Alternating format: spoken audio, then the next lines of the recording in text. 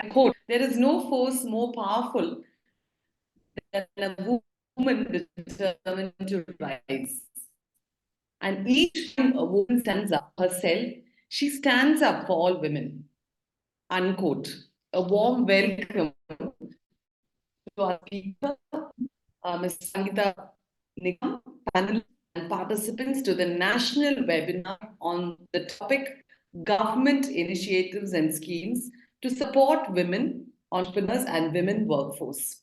I would like to wish all women in the session and also the men who support a very happy and beautiful day and a week. On this eve of Women's Day, it is so good to see so many men joining us. And I just like to say that for every successful woman, there are a lot of men behind. And I just want to thank you for this, all the men who've been a great support to us. Even as we celebrate Women's Day tomorrow, the week begins today. The key to opening some of life's most difficult doors is already in our hands. With this, I, Dr. Sheba Thomas, the anchor of the session, would like to welcome each one of you. This webinar, once again, has been organized by MCM College of Management, headed by our director, Dr. Prabhu Dev. MCM College of Management is a flagship institution among MQI group of institutions offering a 2-year MBA program. The institution is managed by a committed group of compassionate, dedicated and philanthropic group, most promising management college in Karnataka. MCM under the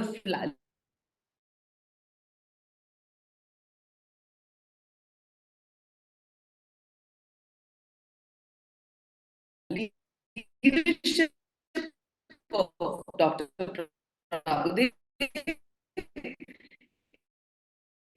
is moving ahead in a big way with numerous new ventures and projects. We have 3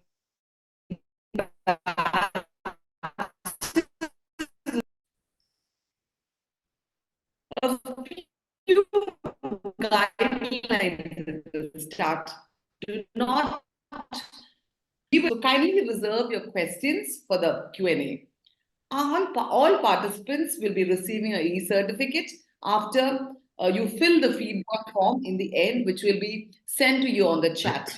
The link to the feedback will be sent to you on the chat after the speaker completes her talk. I'd like to give you a brief introduction of our director, Dr. V. Prabhu Dev. Dr. V. Prabhu Dev has over 45 years of academic experience. He is a certified corporate director. Sir was a professor and head of the Department of Commerce and Management at Sheshadripuram College, Bangalore. Sir was the academic dean at College of Business and Economics, Northeast Africa. He was the principal and director at the CMR Institute of Management Studies, Bangalore, director at Surana College of PG Studies, senior professor at Christ University, campus director at Presidency College, and currently the director of NQI College of Management. Sir has authored 8 books and 30 and more research papers and 40 articles. And he has spoken in more than 40 different topics. Sir has been the research guide for 8 PhD and MPhil scholars. He has also inaugurated and chaired more than 22 national and international conferences. He has been the resource person for UGC-sponsored FDPs 8 times. Sir has been the resource person in more than 15 national and international webinars and has given a various number of talks. Sir has received various awards for outstanding contribution to education and society. The latest being Lifetime Achievement Award, Outstanding Contribution in the Domain of Education, Shiksha Ratna. The souvenir title Prabhuda was brought out in the year 2016 as a well-organized felicitation at Bangalore Palace grounds by former students and well-wishers on the occasion of Dr. V. Prabhudev's completion of 4 decades in academics. We're so happy to have you here, and we would like to welcome you, sir. Over to you for the inaugural address. Thank you, Dr. Sheba, for your nice introduction. Thank you.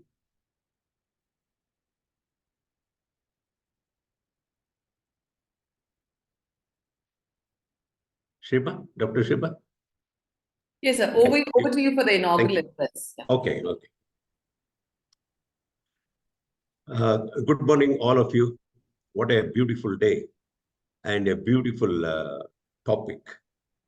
With my deepest sense of respect to all the women who are associated with me in my profession, in my career, and various walks of life. I consider this as a very important program in our institution. Every year, we observe International Women's Day. We come out with a meaningful webinar. And today's webinar is in the right direction.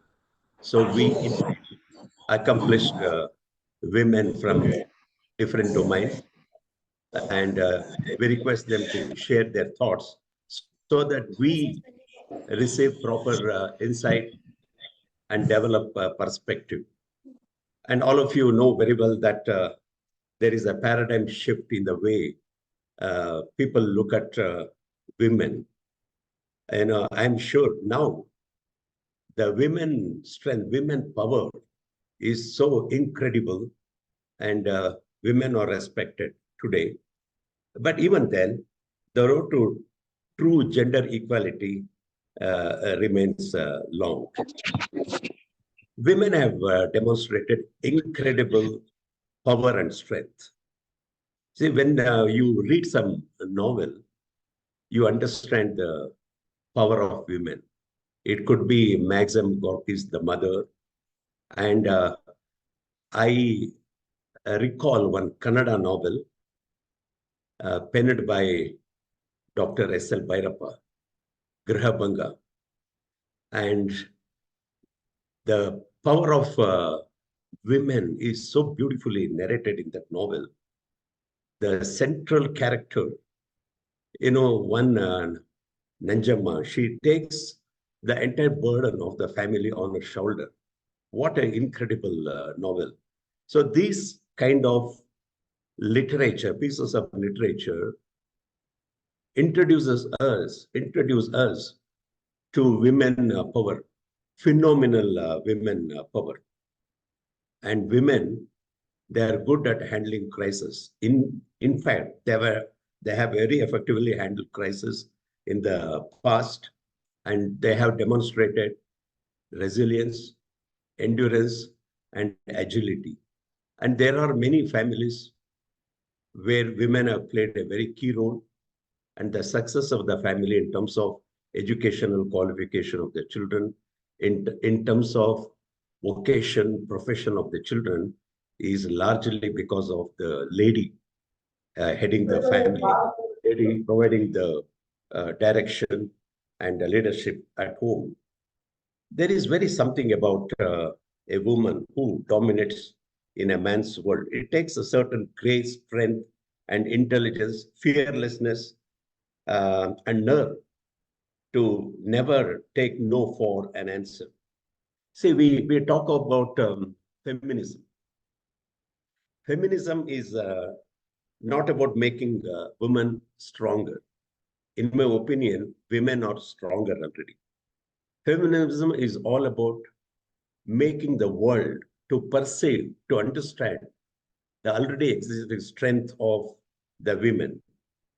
I recall one beautiful saying which says, you educate a man, you educate an individual. You educate a woman, you educate the whole society. See the proportion here, the power of women's education, because women have huge potential to contribute to the society in a bigger way, or at a larger scale. We have seen how women have contributed to different fields.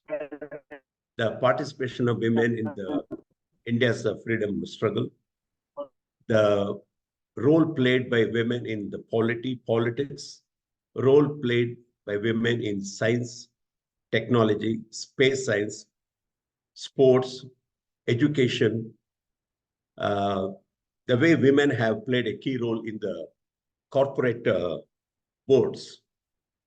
But we have to go a long way. Many companies in India have got only one woman member only. So we have to change the scenario. In fact, Ernst and Young has brought out a survey according to which the percentage of women on the board, say in the year 2013, was only 6%. But now it is very encouraging to know that 18% of the board strength in the Indian companies is constituted by women. It is a very promising phenomenon. And this is because in the board, the deliberation of the board should be such that where there should be convergence of ideas of both the men and women. And in board deliberations, women have demonstrated their strength and they have demonstrated their ability to put across their thoughts and ideas, beautiful thoughts and ideas where the outcome is phenomenal. So realizing this potential of women's presence in the board, companies are changing their strategy. So they are inducting more women on the board of companies. It is very promising. I was talking about convergence of ideas. Any collaborative effort for the matter in the office, any field for the matter, convergence, beautiful convergence of ideas. If there is a synergy of ideas of both men and women, the outcome will be always very beautiful outcome. And breaking of new grounds. Today's webinar, I'm sure will be wonderful because we have a very efficient and effective speaker, Ms. Sangeetha Nikkam. I've heard her before many times, and she has great ideas, beautiful articulation, grace, and she has her own inimitable style. And I'm sure all of us will have a huge takeaway today at the end of this webinar. And the focal point of today's webinar is about the initiatives of the government schemes, where women entrepreneurs and women workforce, how they are enabled, how they have developed their potential using these government schemes. So this is the focal point of today's webinar. I compliment all the participants for registering here. And at the end of the talk of Mrs. Sangeetha, I request the participants to come out with very searching questions, because any program of this nature will be more meaningful and successful only when there is good discussion at the end. I thank Ms. Sangeetha for accepting our invitation. And I thank Dr. Shiba for introducing me. I compliment all the participants. I hand over to the anchor, Dr. Shiba Thomas. Thank you. Thank you, sir, for your words of welcome and encouragement. Men and women are complementary in making a nation successful. Yes, the synergy of ideas and breaking new grounds. It's now time to introduce our speaker this morning, Ms. Sangeetha Nikkam, and a brief introduction about her. Sangeetha serves as the manager of skills and livelihood within the SANKALP project at the Karnataka Skill Development Corporation, KSDC, a distinguished role she fulfills with both dedication and expertise. An erudite professional with a Master of Business Administration in Finance Sangeetha is further enhancing her academic credentials by pursuing a PhD at CMR University. Drawing on over a decade of experience in academia, she has now transitioned into the public sector, where she has been making significant contributions as a consultant for the past 5 years. In her current role as at KSDC, she's involved with SANKALP project, which is a World Bank sponsored initiative launched by the Ministry of Skill Development and Entrepreneurship, MSDE. The project's objective is to facilitate skill acquisition and raise knowledge awareness for livelihood promotion. Sangeetha's work is pivotal in advancing three core result areas. One, institutional strengthening. Second, quality assurance of skill development programs. And thirdly, fostering the inclusion of marginalized population within the ambit of skill development. Her previous tenure at the Public Affairs Center as a social sciences researcher saw her successfully implement social accountability tools such as the Citizens Report Card, CRC, and the Community Scorecard, CSC, tools designed to enhance transparency and accountability. Her commitment to women's empowerment reflects her belief in its fundamental role in the betterment of society. In addition to her professional and academic pursuits, Sangeetha has also achieved the distinction of earning a black belt in karate as of January 2023. Sangeetha's dynamic approach to managing her PhD studies alongside her professional responsibilities is a testament to be her focused, spirited, and resolute manner. She continues to navigate her multifaceted career path with the poise and efficiency of a seasoned professional.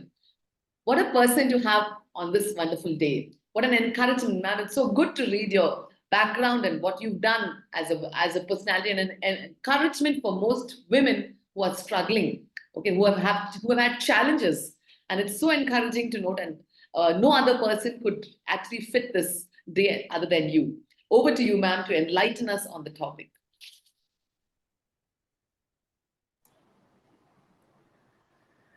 Okay, thank you. Thank you so much for the warm welcome. Thank you, sir, for having me invited for this occasion. In fact, when this topic was given to me, I the kind of crowd and the enthusiasm that everybody has, I felt that I should go extempore and I should not limit myself only to the skill department. So where I'm predominantly working right now as a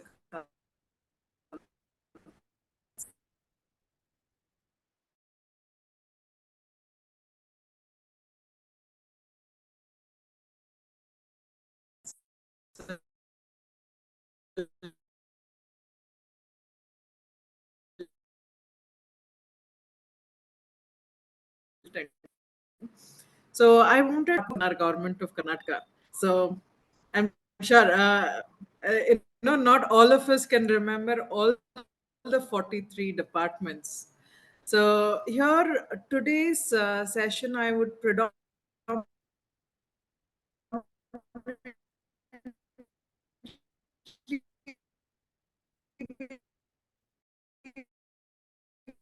focusing on department, women and child development department, and everyone. The moment we talk about women empowerment,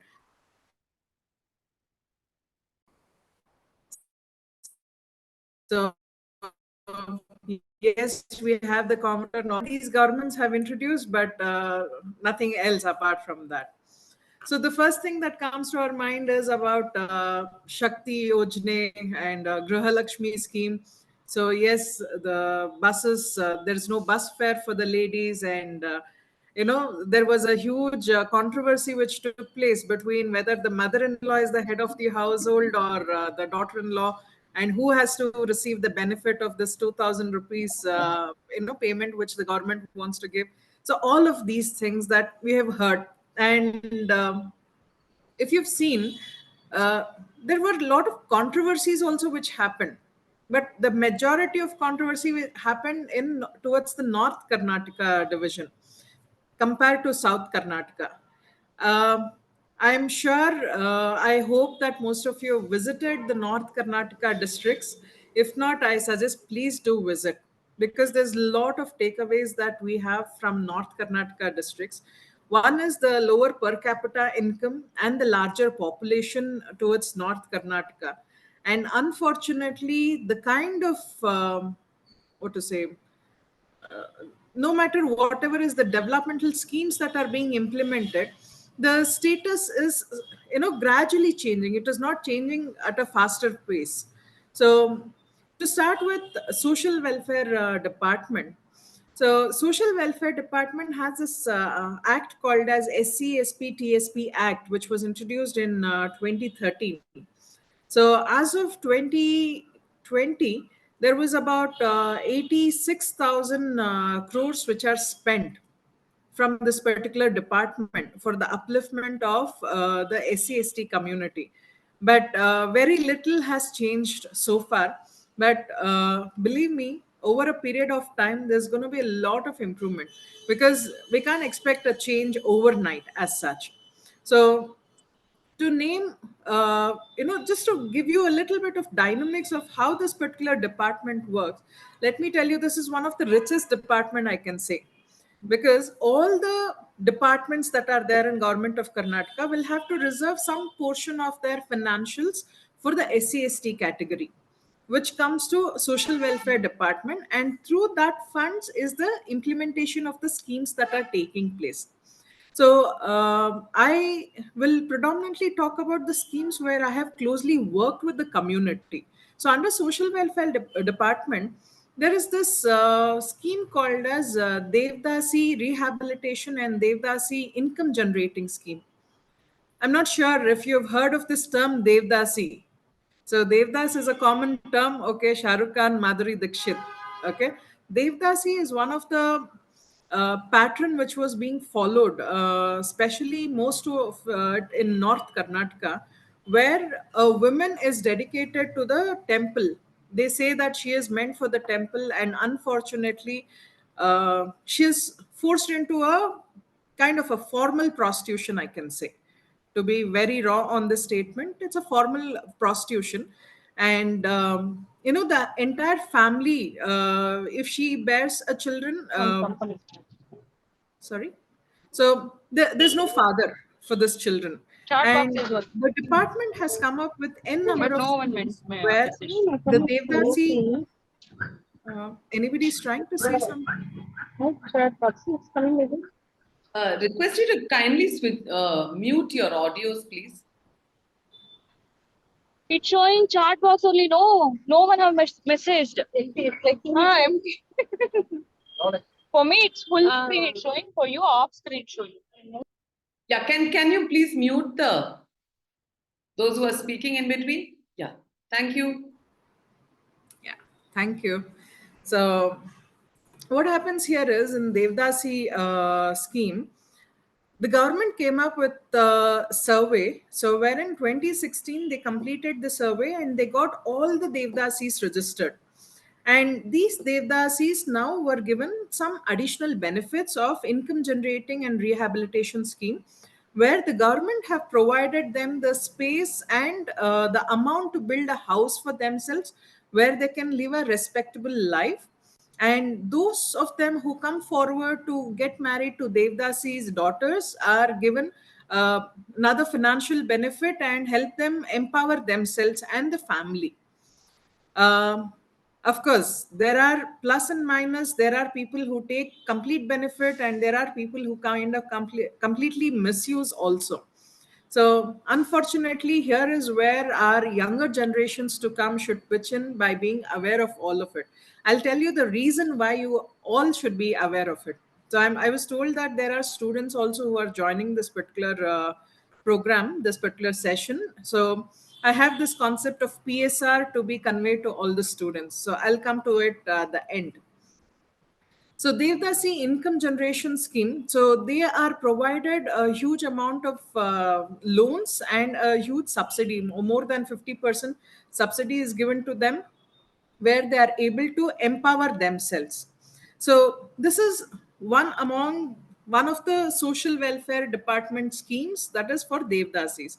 So that apart, yes, agricultural ladies, people who own an agricultural land are given subsidies for, you call it as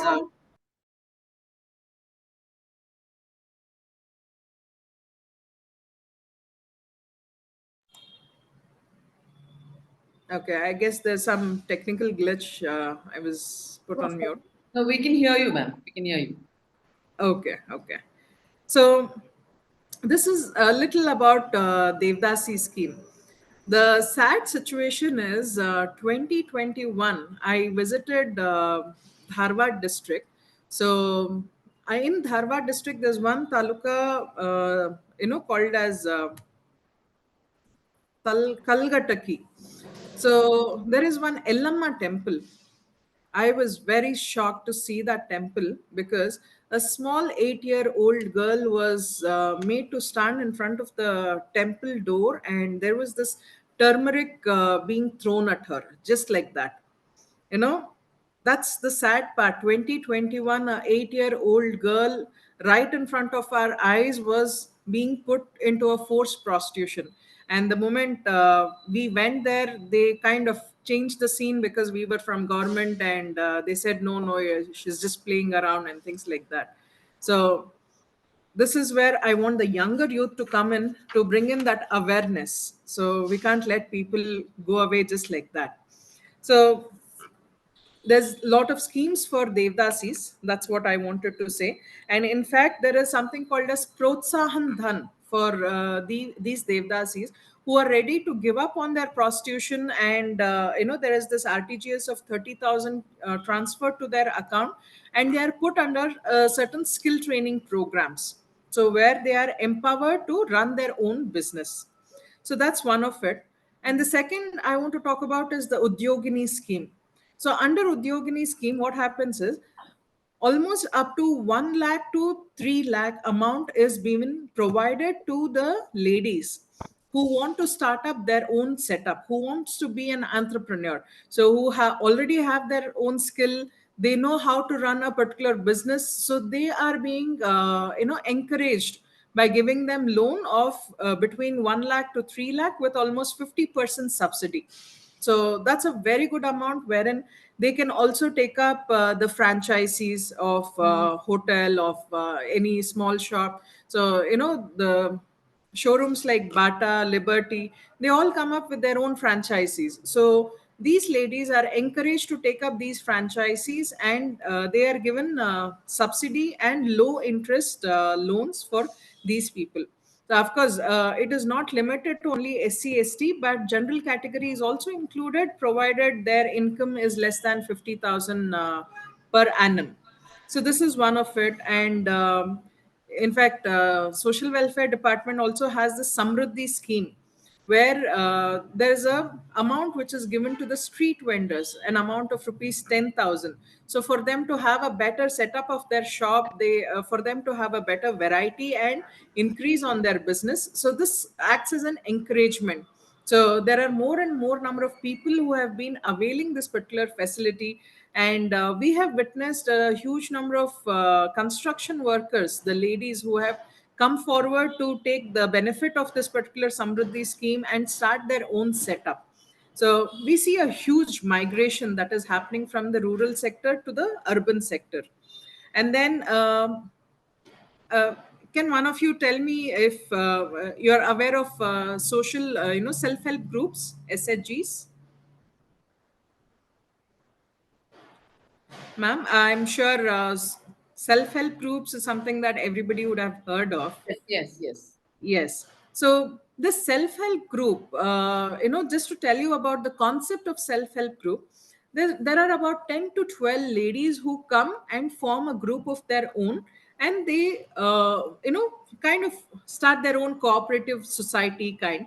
And the government comes forward to give them an interest-free loan of up to 10 lakh rupees. So out of this 10 lakh, all the 10 or 12 ladies who are there is one person who is nominated as the president of that particular group, and there's one secretary, and one of the representative from the government department comes forward to monitor them. So what is it that they do? They take a loan of say about 70,000, 50,000, 1 lakh, and with a very low interest rate, and most of the time they ensure they get subsidies, and they start their own setup. So there are people who start their own small time beauty parlors. So in I know they start their own dairy, their sweet meat stall. So all of these things, and it's really encouraging, and it brings in a lot of joy and happiness to see them actually operating at the rural level, rural sectors. So this is one. This apart, since we are talking about women, so what does the government do for the women? So let me tell you, right from the conception stage. So this is, I'm talking about now Women and Child Development Department. So I'm sure you would have come across the scheme called as ICDS. This is Integrated Child Development Scheme. So ICDS is a flagship scheme of Government of India, and of course the state governments are implementing them very well. So, to tell you a little more about ICDS scheme, this is a scheme which is about 43, 44-year old scheme, which is still ongoing. And year on year, there's a lot of improvements that is happening. So, you can ask me a question here. So, ma'am, why is it that you're talking so much about ICDS scheme? What great about it? So ICDS scheme is one such scheme which takes care of the female community. So when I say female community, a girl, an adolescent child who is about say 12 year, 11, 12, 13-year old, who are into this adolescence age when they hit their puberty, they are provided free sanitary napkins every month, and they are given a kind of a lesson and orientation about the female hygiene part of it and things like that. And there is this Bhagya Lakshmi Yojana under this, where the moment a girl child is born, there is 1 lakh amount of fixed deposit which is put in her name, and which can be encashed only after she completes the age of 18. So what happens is, this amount can be used for her higher education or for her marriage and things like that. So there's this 1 lakh benefit. So adolescence age taken care. When she is 18, there is an amount which comes to her. This started only in 2014. So the first beneficiary is out now, going to be out. And then Anganwadis. So the moment I say Anganwadi, a child is being taken care from the age of 0 to 6. When I say 0 to 6, 0 is the moment when the mother conceives. She is being taken care by the government. Okay, so the moment she conceives, she gets herself registered in a nearby Anganwadi center, and she has been given nutrition supplements on a month on month basis. She's given nutrition supplement, folic acid tablets. She's been there is one asha worker from the health department who checks on her how she is feeling, and she's been recommended to go to the hospital, get her scans done, get her the normal dosage of medicines done, and things like that. And the moment the child is born, so there is, we put them in the category of lactating mother. So there is this pregnant women, lactating mother. So for the lactating mother and the pregnant women also, there is free meals being served for them in the Anganwadi itself. Of course, when she is lactating, she can't be physically coming to the Anganwadi center. So what happens is, there is this take home ration which is given to her, and till the time the child is 3 year old, this take home ration is given to the mother and the child. So one of their representative or themselves, they come to the Anganwadi, they collect the ration and they go. They are here at this point of time between 0 to 3 or 0 to 6, the child is being continuously monitored for any sort of a stunting and wasting. So when I say stunting and wasting, it is the ratio between age to height and weight to height and things like that. So if they are severe, they fall under the category of severely malnourished and things like that, they are sent to the government hospital where the child is being admitted, and the parent is given an amount, because they will be losing on their daily wages and they have to stay back with the child in the hospital. So they are given a financial benefit also here. Now, once the child completes 3 years, now 3 to 6, the child comes to the Anganwadi center where they are given nutritious food and hot meals. So when I say nutritious, yes, the moment they come in, they are given a chikki, they're given egg, they are given good meals and things like that. Here I have a mixed reaction, mixed response for this, because there are Anganwadis which are doing exceptionally well. So, in fact, a colleague of mine whose wife got conceived, she did register herself in the Anganwadi, and the facilities were amazing. Things are changing. Those were the days where we said that, oh, no, it is only a government kindergarten nursery which can take care. But a huge lot of, this CSR funding is coming in, and these Anganwadis are being uplifted, they are being empowered with systems. So there is this IT technology also which is being introduced, so children are loving to come to the school. So under Women and Child Development Department, under this ICDS scheme, so we spoke about Bhagya Lakshmi scheme, which talks about the fixed deposit for a girl child. Stree Shakti, which talks about the self-help groups where a woman is being empowered. And then the ICDS scheme as a whole, where 0 to 6, the child is being taken care right from the conception. So the beneficiaries here would be adolescent girl, pregnant women, lactating mother, and the child. And the Anganwadis are also taking care of a smoother transition of these Anganwadi children to the first grade school. So now, of late, Anganwadis are being proposed to be set up in a government school itself, so that there is a smoother transition that takes place. So these are the few schemes under Women and Child Development Department.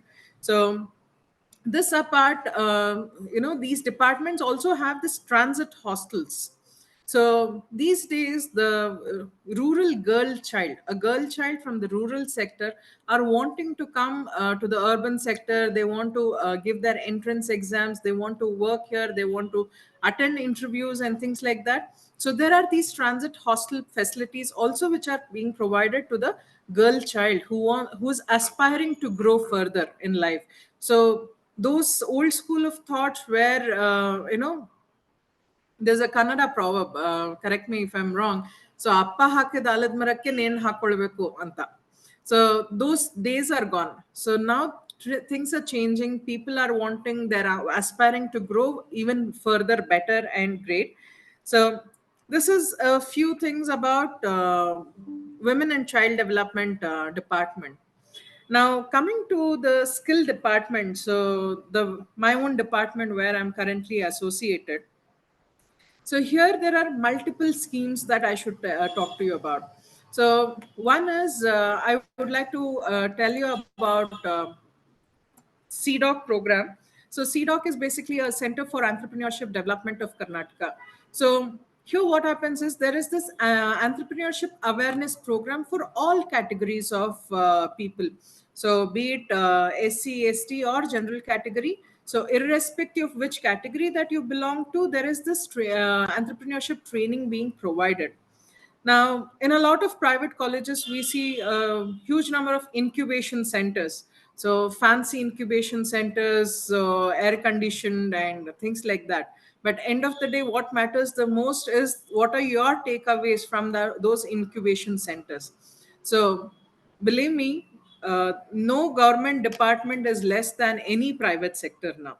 So you should definitely visit a CDOC center, so Center for Entrepreneurship Development of Karnataka.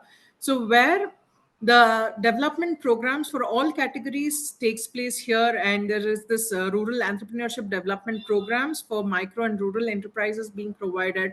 So trainers are being provided.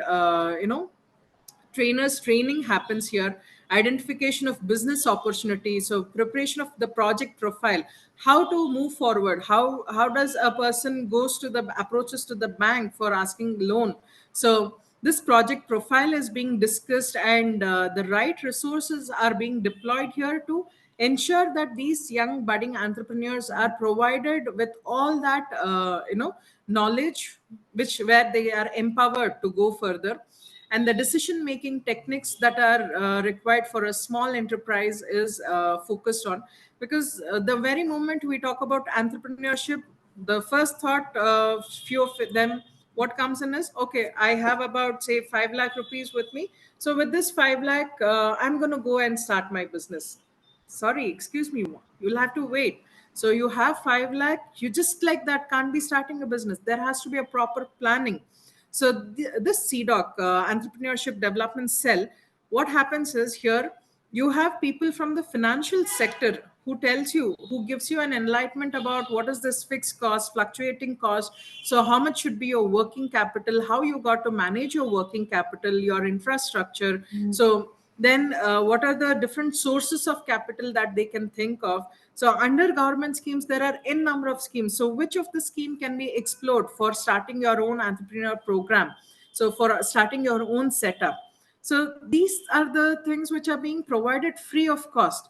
Why is it that people are not being making use of it, is a thought that we have to give here. But surprisingly, of late, there are a lot of people who are availing the benefit. And in fact, I have to tell you this. Government of Karnataka right now, they say that they would be providing an amount for these unemployed youth. How many of you were aware that 26th and 27th February, so that is last week, there is this mega Udyoga Mela, that is mega job fair, which happened in Palace grounds, and entire India. So far, Rajasthan was the only state which had conducted a mega job fair, which with about 36,000 applicants having registered on the portal. But here in the state of Karnataka, there's a huge amount that goes away in the form of providing this financial benefit for these unemployed youth. At the same time, the government has taken this initiative of providing them the opportunities. So there are about 86,347 candidates who have registered on this portal, and there is almost about 38,000 who are already placed in different divisions. So there were about 581 employers who came forward. So this is the kind of schemes that are being provided by the government of Karnataka. So this apart, I would like to talk to you about one more very important scheme, which is called as International Migration Center Karnataka. So the moment we talk about migration, the first thought that comes in is that, okay, migration, people go to Gulf countries, and the kind of problems that they face, and the agony that one has to go through by migrating to a different country is real bad. Yes, I agree to it, but that was earlier, not now. So now, let me tell you, if one of you can answer this one question of mine, uh, how many recruitment agencies do you think are there in Government of India? Government registered recruitment agencies? Any number, any rough number that you can mention?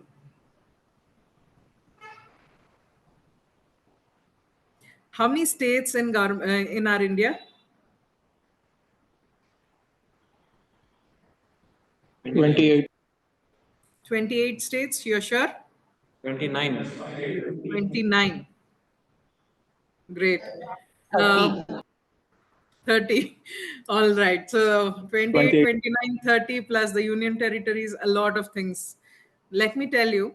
All right. We take it as 29. Now, out of 29 states, can you believe only 9 states has their own government registered recruitment agencies here? Out of 29, only 9 states has their own state government registered recruitment agencies. And I'm happy to announce that yes, Karnataka state is also one amongst them. And out of this 9 states, there are only 11 government registered recruitment agencies. So 9 states are active with 11 government registered recruitment agencies. Out of these 11 government registered recruitment agencies, 2 agencies belongs to Karnataka. One under the skill department and one more under the labor department. So skill department focuses more on migration of the skilled labor force, and the labor department focusing more on the unskilled, and the semi-skilled workforce. So what is so great about it, ma'am? You're talking about migration, all right. Now you're telling us about, okay, 9 states are being active, all right. And there are only 11 government recruitment agencies, fine. What big deal about it? Now, why are you talking about migration center on the eve of Women's Day? Let me tell you, there is huge number of women workforce which are wanting to migrate to Gulf countries on a year-on-year basis. And what is going to be the state of these women migrant who go to Gulf? Their safety is not ensured. So to ensure the safety of our women workforce, Government of Karnataka has taken this initiative of setting up 2 recruitment agencies, and Government of India has made one strict rule. The rule is that any women migrant who has to migrate to any of the GCC countries, that is the Gulf countries, she has to migrate or go through only through a registered recruitment government agency. Registered recruitment agency by the government. So only then will she be allowed to migrate. Now, the pros and cons are there. Now, what if the foreign employers say that, no, I don't want any government recruitment agency to be involved. So I just want a women migrant to come and work in my country back here. So what does the government say? First point, the government indicates that the foreign employer should be registered under the e-migrate portal. That's the first condition.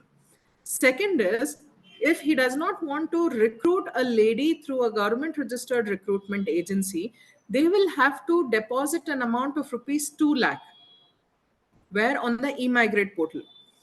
2 lakh he has to deposit, the foreign employer has to deposit on the e-migrate portal, and then they will have to sign a contract wherein 2 years is the usual period of this work contract. And during this 2-year period, anything that happens to this female migrant who is going there for the purpose of job, he will be solely responsible for anything that happens to her. So that's one of the reason. Now the foreign employer will say that, look, I don't want to deposit, I don't want to take that huge responsibility. Fine, if you do not want to deposit, the next means is that they will have to migrate only through a government registered recruitment agency. So how does this work? Let me tell you a little more about Migration Center of Karnataka. So we have this protector of immigrants. So there are very few handful of protector of immigrants who are nominated by Government of India. And till 2019, there was no protector of immigrants in Government of Karnataka. Only on Jan 2020 was when a protector of immigrants was appointed here, who is responsible for both Karnataka state and Goa state. So who's Mr. Avnish Shukla. So he's the protector of immigrants who takes care of these migrants. So what do? They will have to issue a immigration clearance. We call it as EC. So this EC should be issued by this particular protector of immigrants. So how is it that a women migrant, her safety is being ensured here? Her safety is ensured here by various means. Now, one is there is a locker which is being maintained by the protector of immigrants office, which takes care of all her documents. So there are people, these women migrants who go there as housemaid, they don't even know to read and write, so excepting for speaking in their own native language. So what happens is, these people, their offer letter, their appointment letter is being cross-checked, the foreign employer is being cross-checked, the protector of immigrant ensures that this foreign employer is registered in the e-migrate portal, and then the migrant worker has to undergo a mandatory pre-departure orientation training that is being provided. There are 25 now. So 24 or 25 pre-departure orientation training centers in India, and Karnataka was the 23rd pre-departure orientation training center. And here these female migrants are being trained for one entire day. Now you can say one entire day, that sounds pretty tiring. So what do you teach them for one entire day? So one entire day these female migrants are being taught about their do's and don'ts. So there are people, especially from people who come from North Karnataka. So on special occasions, be it north or south, we always love this gas gase paisa, we call it as. So if they paisam when I go to Gulf country and I'll have it, we tell them that you will straight away end up in a behind bars, because cuscus is considered as a drug in Gulf countries. So we tell them what are the things that they can carry in their luggage. We tell them, we give them the numbers of the embassies that are there in that particular Gulf countries. So the importance of each of their documents, so the importance of their passport, and at the time of any sort of a fear or any sort of an uncertain situation that they get into, what are they supposed to do, how do they approach the embassy. We talk about the open house programs that is being conducted by the embassies in Gulf countries. So we tell them about them, these open house programs, the schemes that are there for these migrant workers. So the mandatory insurance that they will be taking up, we talk about all of these, and the insurance schemes, each of it. So, and we give them a little bit of training on the basic language skills. So we, at least they need to be empowered, or they need, we need to tell them, okay, how do you do, what is this, what is that. So we tell them how they can learn this particular language, at least the words related to their category of work, if they are going as a housemaid or as a nanny or whatever it is. So these are being told to them. And once they clear all of this, that is when they will be given the immigration clearance. The EC will be issued by the POE, after which they are allowed to migrate to Gulf countries. And during this 2 years period, their well-being is always cross-checked, and if in case of any untoward situation, they will be brought back. Now, I was personally involved in this particular project, and in a span of 9 months, there are about 850 female migrants who have migrated, most of them to Kuwait and Bahrain. So these countries that they have gone for. Now, you can ask me this, ma'am, are they not being educated? Can they not know it themselves? So does it mean that every educated person should undergo this particular training? Here, you'll have to know about the passport category. So ECR and non-ECR. So immigration clearance required, immigration clearance not required. ECNR and ECR passports. So ECR passports are given to those who have not completed their 10th grade. So it is mandatory for each of those person who holds a ECR passport to undergo this particular pre-departure training, and only then can they migrate. So the female workforce, they are being taken care of here. Their protection is being taken care of here by Government of India and by Government of Karnataka. So I think all of us should come out of that thought that, okay, what big deal about government? No, there are a lot of things that are being provided by the government. So that apart, yes, the project that I am also being associated is the SANKALP project. So, what is the SANKALP project all about? SANKALP project is a central government project which is funded by World Bank. So, what do we do here in SANKALP project is that, yes, for the team, we have to spend money. How do we spend money? By providing various training programs, the institutional building, not infrastructure, but institutional building.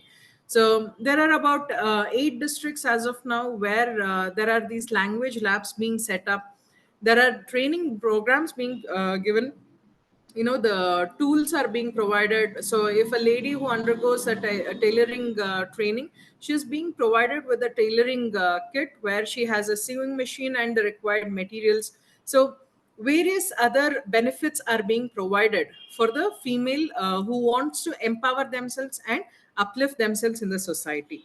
So the last 5 minutes here, I want to talk about one more, hot, not hot, but a very sensitive, a very delicate deliberations which is going on at this point of time. In fact, yesterday there was one state level meeting which has happened in Christ College, where the deliberations are around whether a female should be given a period holiday.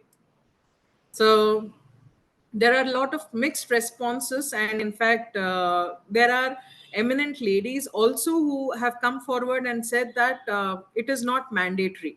So the reason being, now we are coming into the mainstream. So when Prabhu Dev sir said from 6% now it has come to 18%, if in case this particular period holiday gets approved, this 18% will drastically come down, for the reason that at this point of time we are wanting for this equality. So we are no less than a man, and every women is empowered with the same sort of a skill set. Of course, the physical, driving of a truck, it requires huge amount of physical strength. We're not talking about it, but that apart, a woman is no less. So if this particular period holiday is given, so what are the consequences? Those deliberations are ongoing at this point of time. And surprisingly and very happy that the females are not wanting for a period holiday. Boss, you have a casual leave, so make use of your casual leave. So what happens is this completely discourages the employer to take the women workforce to their organization, for the reason being there is a huge amount of man days being lost because of the period holiday. So the employers are saying no, already saying no for a female candidate who is just recently married, because they know that they'll soon get conceived and they will want to go for a maternity leave. So 6 months of maternity leave, and then the period holiday again gets added up. So what happens to the efficiency and productivity of the organization? End of the day, for any organization, we want the balance sheet to be intact. So there's a lot of deliberations that is going on. So what I can do is, yes, I'm running short of time, and covering up all the schemes of government is not being easy in a span of 40 minutes. So what I suggest is I will share my email ID. We can definitely have a further discussion on this, and I'll also keep you updated on the deliberations which is ongoing now for the period holiday also. So with this, I want to end here on the schemes of Government of Karnataka. So it was just a very small portion, maybe about 1% of the schemes that I have told. So there's 99% more. Maybe sometime with the permission, I would love to come back and talk more about it. So thank you, sir. Thank you for the opportunity and Thank you. for the questions. Thank you. Thank you. I have a question. Yes, sir. You were mentioning about self-help group. Yes, I sir. know the potential, huge potential of self-help group, because I have had the first-hand account of the self-help group when I took my student to a village near Bangalore, outskirts of Bangalore, and self-help group, the women collectively, they have changed the profile of their respective family, wherein the scenario before was financial indiscipline, because the head of the family, the man, was indulging himself in all habits, bad habits, and he was not providing the required financial support to the family, where the family suffered directly in terms of education to the children and in terms of medical facility to the needy in the family, especially wife and the elderly ladies. But the self-help group has shown to the women the immense power of financial discipline and financial inclusion. So, true, self-help group, they can make a huge difference in the lives of women. But I have my own doubt regarding the awareness. Villages which are situated near towns and cities, the impact is something different. But villages which are little remote, villages where the accessibility is not all that good, the awareness is not that much, in my opinion. What is your take on that? In fact, I should say awareness in urban city is not much, but awareness in rural sector is very high, sir. Because what happens is for a radius, for a given radius, there is a mandatory Anganwadi center which needs to be there, and 5 villages put together is being managed by one Gram Panchayat. So there is this taluka officer from the Gram Panchayat. There is taluka officer from every department. Most of the time, it's minority department, social welfare department. There is this taluka officers, and Anganwadi. We have this Anganwadi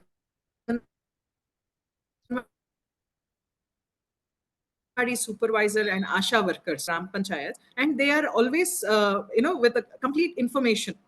So, in fact, the awareness is very high, and they are being very active. And it is amazing to see the kind of work that they are, doing out of this. In fact, urban there is no much of awareness, unfortunately. But rural, there is a huge awareness because of the kind of system that is there, the way in which the gram panchayats are spread across. So, we have this PDO, Panchayat Development Officer from RDPR department. So, who goes around every GPO. So, they are given about 2 or 3 GPOs in charge, and they need to ensure that every village, 5 villages are being taken care of. And in the rural sector, there is this Gram Sabha also which takes place. So Gram Sabha is one such platform where every individual has a right to say, and especially when there are certain schemes and there are certain benefits to be given, a physical toolkit, this tailoring machines and things like that. So for laptop and things like that to be given. So there is this special Gram Sabha which gets organized by the Gram Panchayat, and there is complete awareness. So awareness in rural sector is much better compared to urban sector, sir. But what is the response? Awareness is there, fine. But what is the response in terms of women coming forward? Say, especially in rural areas, women have a lot of inhibitions, lot of reservation, because the men always dominate in rural areas. Even today, the scenario is not different, much different. So in that background, what is your take on women coming forward? Though awareness is there, but what is the extent of women coming forward and making use of the facilities? Point number one. Secondly, in villages, you said awareness is very good and all that. But women, to take advantage of all the schemes, they may use internet. But what is the extent of bandwidth? Say, you say that Gram Sabha governance is there, meetings are there, women, they participate in the meeting and all that. But what is the extent of technology, the bandwidth? I'm talking about internet bandwidth. Though women are, they are given the awareness, they are coming forward. But when they want to make use of the information, I feel that information is not coming much because of the bandwidth related issues, except a few cases where women have optimally utilized the information, so much so that the farming, they have converted their farming into integrated farming using the information. And it is very, very surprising to see that some women are so emancipated in terms of their financial earning and in terms of the success stories. It gives them a lot of confidence. The farming, whatever little land holding they have involved in integrated farming and reaped optimal yield from the limited land size. So my question is, yes, awareness is there, but are the women coming forward? Because men are stopping women.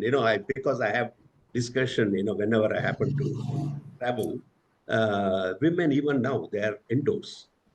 Uh, Awareness apart, but what is the outcome? Are the women coming forward and Okay. joining the mainstream and taking this self-help group Sri Shakti to the next level? What is your take Okay. on? So I would like to give two of my personal experience also as an example to answer your question. Uh, Point one are the women coming forward. The first question, I would say yes. The reason being, most of the schemes which are being provided is women centric. So when I say agriculture department, so agriculture has this agricultural quality control, quality inputs, seeds are being provided. There's one more scheme called as Krishi Honda, so agricultural pond. Now all of these facilities are being provided the land is in the lady's name. That is point one. Second is, I would like to talk about land purchase scheme. Now, here talking about internet and the kind of domination that the male have with regard to the self-help groups. So, my personal experience when I had been to Kalburgi district, so I have visited almost about 4 self-help groups on the same day, and all the self-help groups, at least 3 out of 4 self-help groups, there was one male person who was the voice of this particular self-help group. So at least he had that thought that he should bring them forward. He helps them do all the licensing work with in terms of visiting the district office, the commissioner's office, and the gram panchayat office. He does the licensing part of it, and the ladies were quite fine with it because he takes care of the licensing part, and they can't practically go and visit these offices on a daily basis. So that is being taken care of as far as the internet is concerned. And this licensing part is concerned, yes, the male is being dominant here and they take care of it, but predominantly the scheme revolves only around a lady. So the ladies, they do have their voice and they come forward and they are growing more and more stronger. There is one example I would like to quote, if I can take 2 more minutes on this question. Yeah, please go. It is land purchase scheme. So social welfare department came up with a scheme called as land purchase scheme, where there is this equal distribution which has to happen. So a person who belongs to a general category, if he has about say 50 acres of land, he should he has a ceiling limit as to how much land he can hold. So the rest of the land should be given away to the farmers. So what they would do is 1 acre of land is being provided to every farmer household, and in the household it is the lady of the household on whose name this land will get registered. So that way the lady is now empowered that she has a land in her name, though she may not be aware. Few are aware and few are not being aware that they own this land, and they end up being as a laborer in that particular land. So that domination is still on, but at least to an extent on records that this lady is made the owner of this piece of land. So here there was one interesting case where Tungabhadra river bed, almost 5 acres of Tungabhadra river bed was registered for ST farmers. So my car was hijacked when I was coming back from Manvi Taluk in Sindanur, sub district in Sindanur. So, I was taken away from my car, and they said that it is just 100 meters from there. One person snatched away my vanity bag, and the other person snatched away my mobile phone, and I was forced to go. They said that I just have to cross the stream, and I generally wear a sari. I had to pull up my sari till my knee level because I had to cross that stream.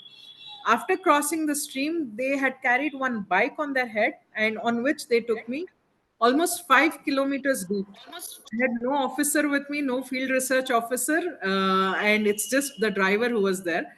And I was shown this particular piece of land, 5 acres of land, which is a barren land. Tungabhadra river bed was being registered for the ST farmers.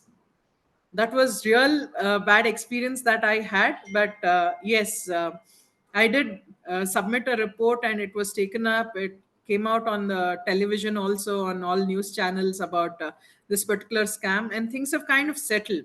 But the reason why I wanted to say this was, this is also being registered for a lady. So how much ever, no matter how much ever the man of the household brags, but everything comes in the name of the lady of the house. So it may not happen immediately, but over a period of time, the dynamics will definitely change for something good, is what we can expect. Before I just request others to come out with their questions, I have one more question to Yes, sir. the speaker. Say, you have been speaking so far about women, especially the rural folk. See, in urban areas, educated women who have fire in their belly, who want to do something on their own, entrepreneurship. Uh, what is the scenario? Like government schemes, are they favorable for the potential women entrepreneurs? Can you give me just one example, at least in Karnataka, if women entrepreneurship should be taken to the next level? What are the supporting schemes? Just give me one example. Okay. Sir, under the Department of Skill itself, so STL, we have this center called a Center for Entrepreneurship Development of Karnataka. We call it as CDOC. So a person can register themselves in this particular CDOC, and here the complete entrepreneurship development programs for all categories are being taken care of. So right from the awareness and things like that. So and this apart, there are a lot of other departments also.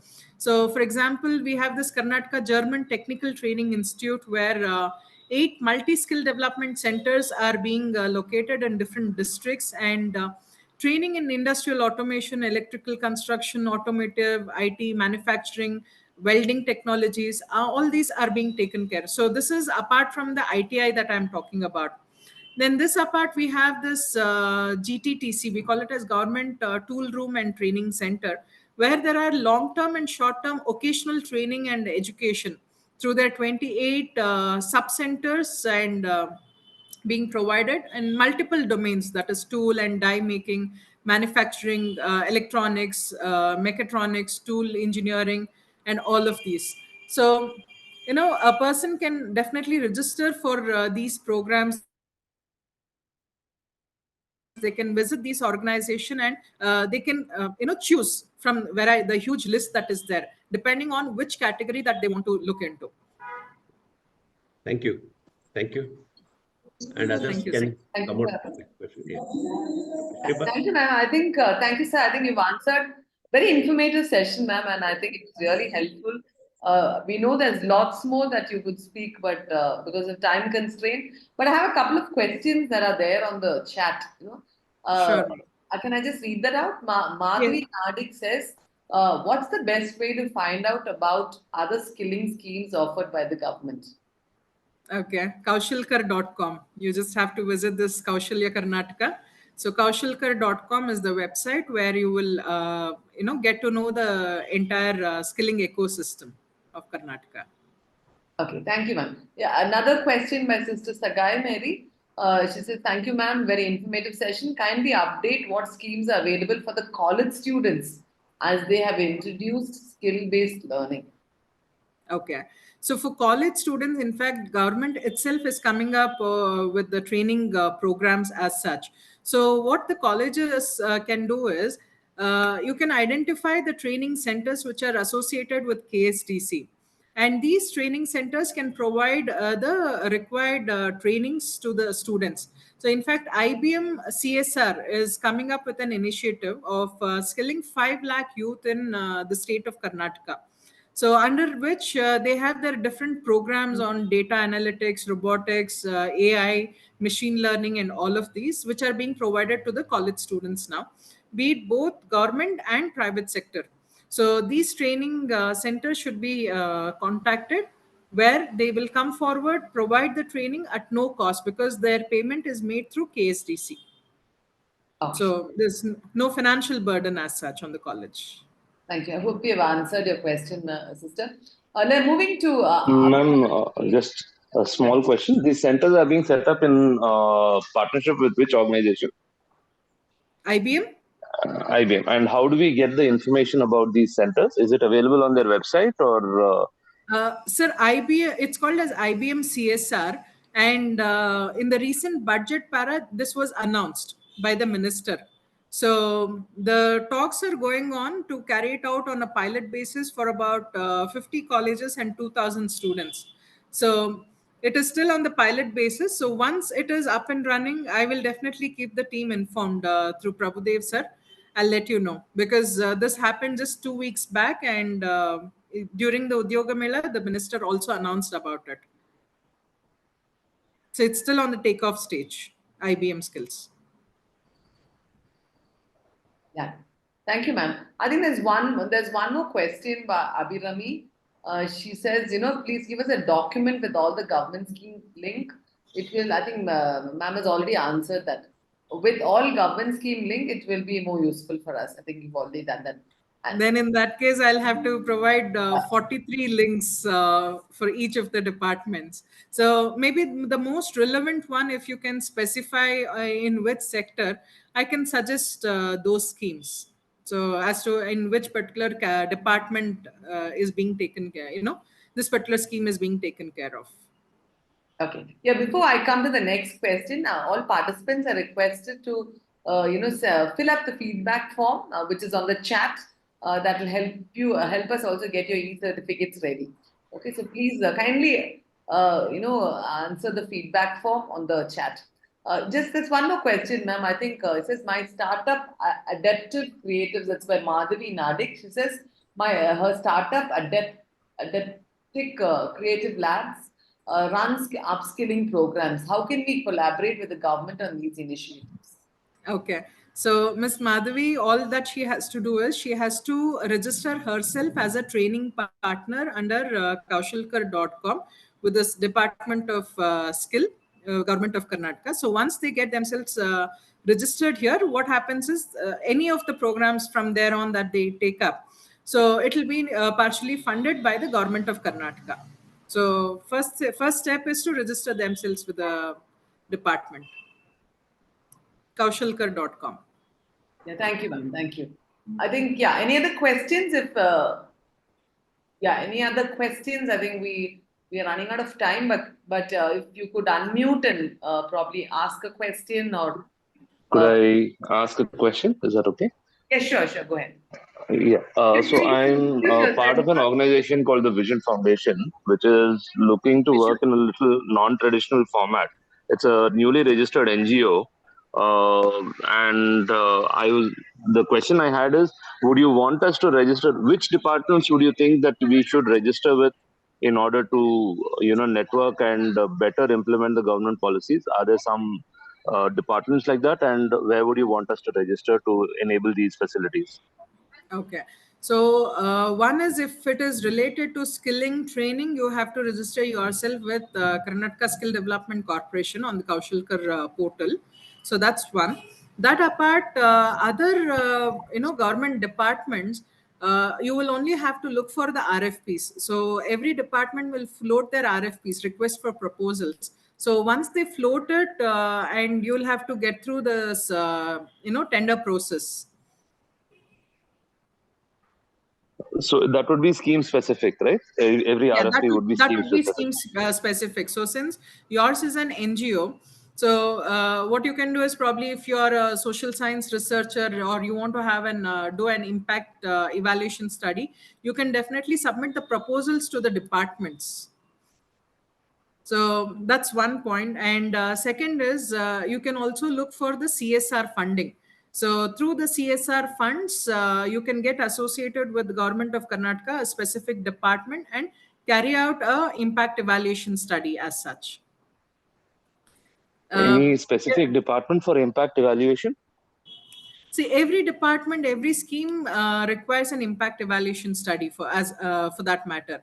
For example, under social welfare, we have different schemes. So one is, I just spoke about the land purchase scheme. So we can do an impact evaluation study on land purchase scheme, or anything to do with women and child. Women Development Department Corporation, WDC, Women Development Corporation. So here we pick up on any of the schemes and do an impact evaluation study. That can also be done, or the effectiveness of a given scheme. So if you want to talk about ICDS, you can pick up on specific you can define the scope. So you will have to definitely cover all the 31 districts of Karnataka. So your sample size, so that way you can always submit a proposal to the department and carry out this particular impact evaluation study, either funded by the department or funded by out of any other CSR funding as such. So here I would like to inform Prabhu Dev sir, a good friend of mine and Prabhu Dev sir's student also, Mr. Sunil Christopher. So, sir, through his organization, we adopted 3 Anganwadis and who are doing really well now. So we have worked on 3 different Anganwadis in Doddaballapur district, and one in Chikballapur and one in Bangalore urban. Very good, very good. I'm so happy. Through the CSR funds. Yes, sir. Thank you so much. Yeah, very good. I'm sorry, sir, I hope I've answered your question. The person. Yes, ma'am. Thank you so much. Thank you, sir. Yeah, I think ma'am, there are a lot more questions, but since we're running out of time, ma'am, if it can be sent to me by email, I shall respond to it. If you could, I mean, could you want to just give your mail ID on chat or just? Yeah, sure. I'll just type it out.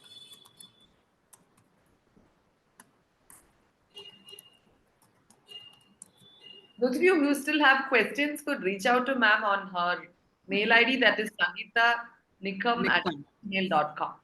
Yeah. So thank you so much for having invited me and given me this opportunity and platform to share a little bit of knowledge that I have on the government schemes. Thank you, sir. It was very good session, Sangeetha. Thank you for accepting our invitation, and we look forward for further association with you. Definitely, thank you so sir. much. Thank you very much. Thank you, sir. Thank you. Thank you so much, ma'am. Thank you. It was really informative, and I think everybody wanted, we could see the number of participants who joined in.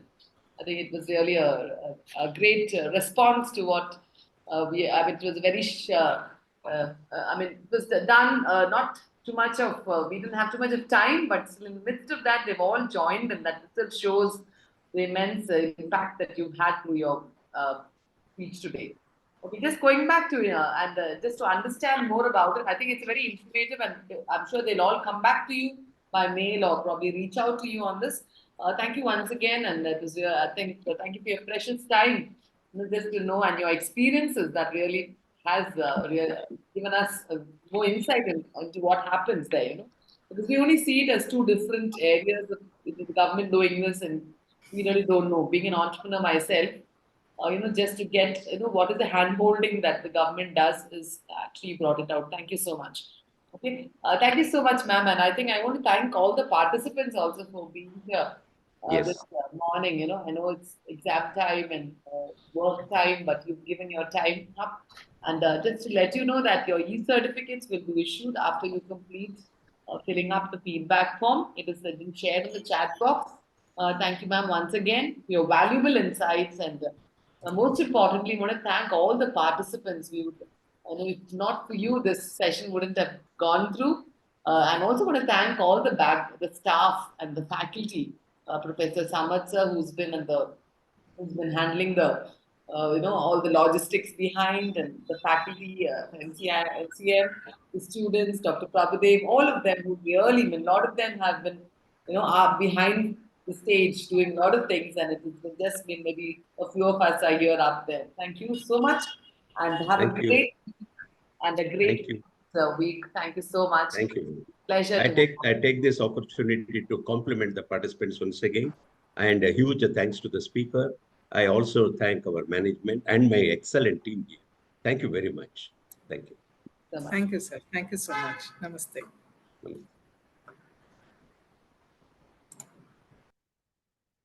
Thank you, sir. Sir, the meeting will be open for another 10 minutes so that the participants can fill in the feedback form.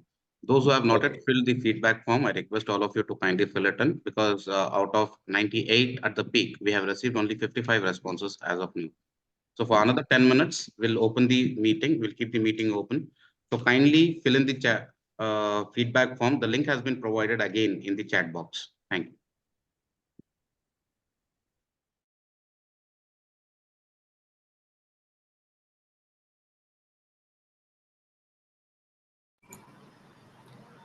Ma'am, I'll take leave. Yes, ma'am. Thank you so much. Yeah. Yes. Thank you, ma'am. Thank you so much once again. Bye. Thank you all. Thank you, ma'am. Thank you. Thank you. Thank you, sir. Bye.